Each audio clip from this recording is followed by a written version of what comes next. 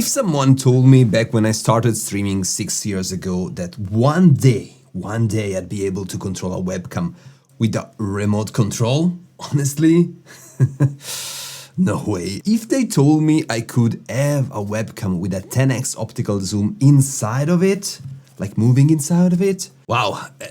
But here we are with a webcam that it's curious, that it's different, that it's not your regular webcam. Hey, it's me Luca, and today I've got here with me the NearStream VM20 live streaming camera. And to be totally honest up front, this is not a product I would have found on my own. NearStream offered to send it to me and I said yes, wow, nice. And the promise is very simple. This is a camera designed for streamers and content creators. It sits in a very specific price range and the goal is to deliver everything you really need under $300 without cutting corners. We will see.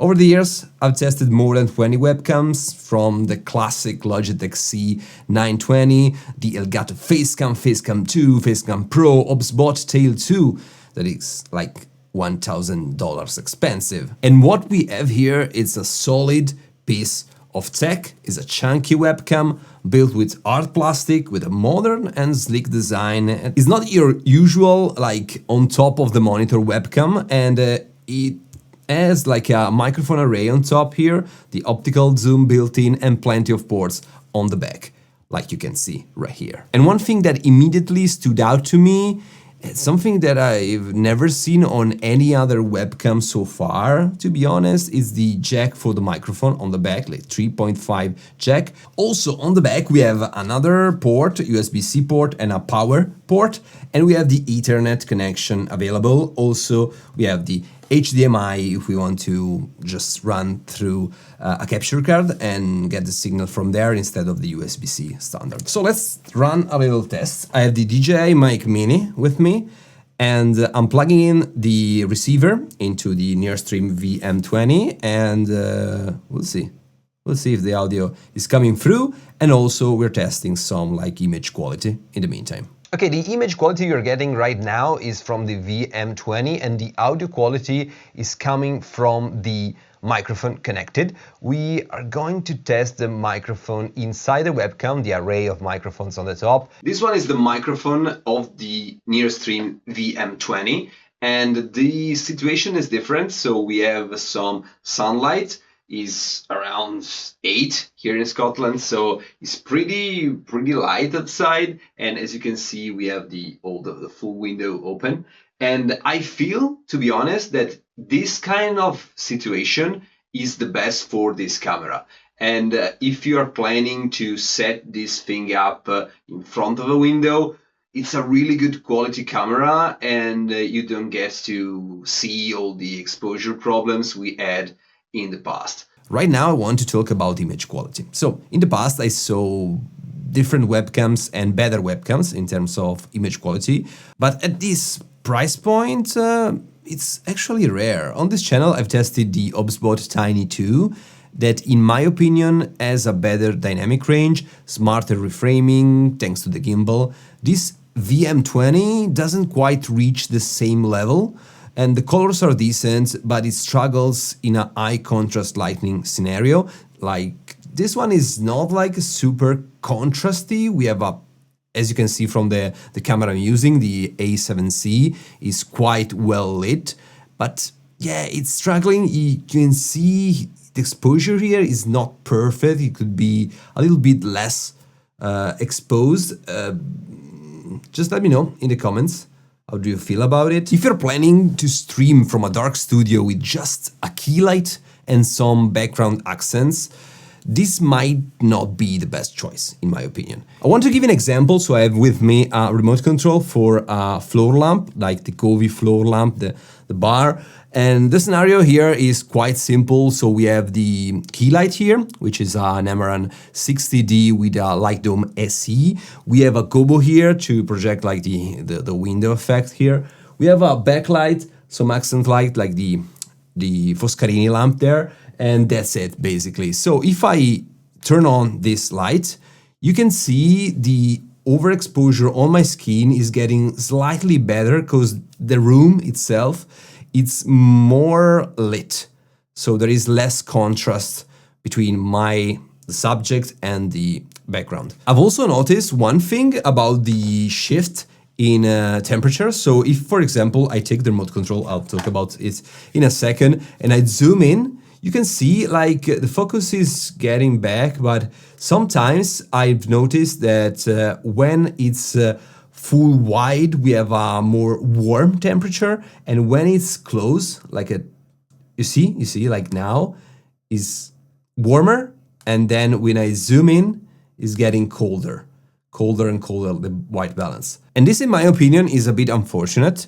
And having a remote, it's fantastic, but if I can't do a clean zoom without breaking the color balance, it kind of hurts a little bit the experience, in my opinion. And that said, this might actually be a fantastic business camera for online meetings. The image is sharp, the autofocus is quite fast, and if I want to talk about the optical zoom, it's pretty amazing. I want to show you the zoom. So I have two options with the remote. It's the only way you can control this webcam. Basically, apart from the software, you don't have any gesture control. And what you can do is use a fast zoom or a slow zoom. So I'm pushing in like with a slow zoom, slowing.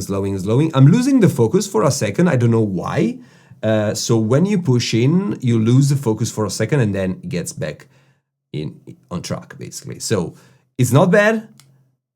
It could be better, yes, absolutely. But it's nice to have this feature in both ways, so slow and quick.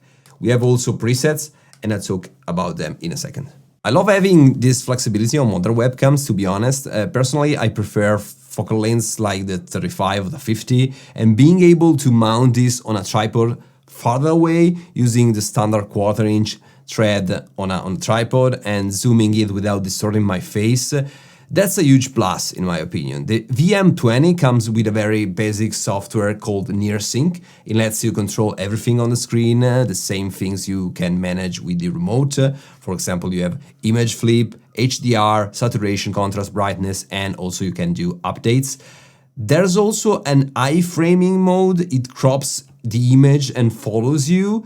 I tried once, not my thing. Honestly, I think this feature belongs to PTZ camera with a gimbal installed. Now, I get why NearStream kept the app simple, but I would have loved to see more manual control like shutter speed and ISO. Often the image is overexposed, and also you saw the white balance is not the best. So I'm having a warm tone on the wide angle and a cooler tone when I zoom in.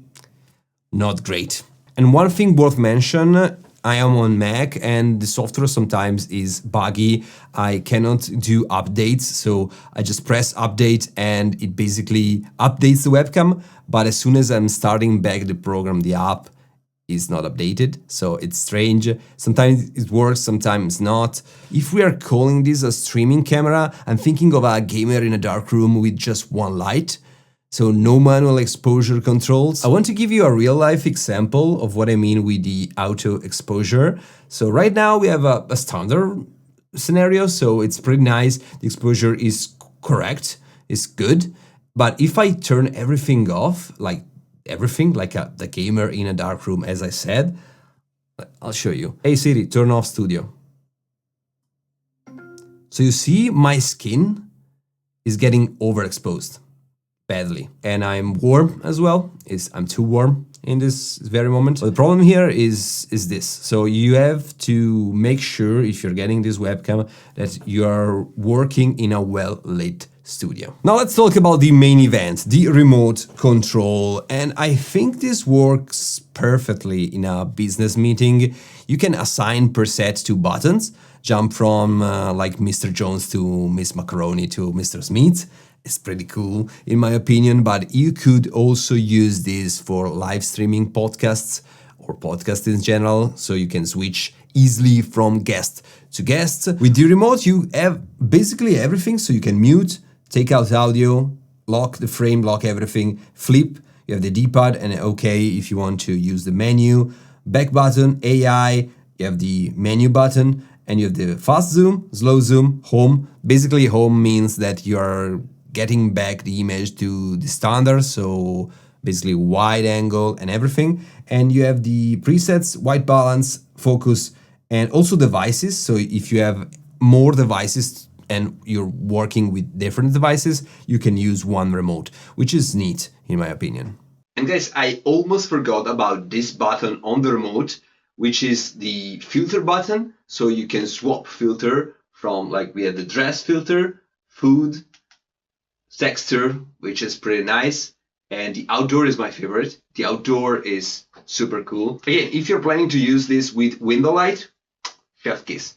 Really, really solid. So in conclusion, I think that this device is not for people that are chasing video quality, but for people that are looking for the right flexibility at the right price.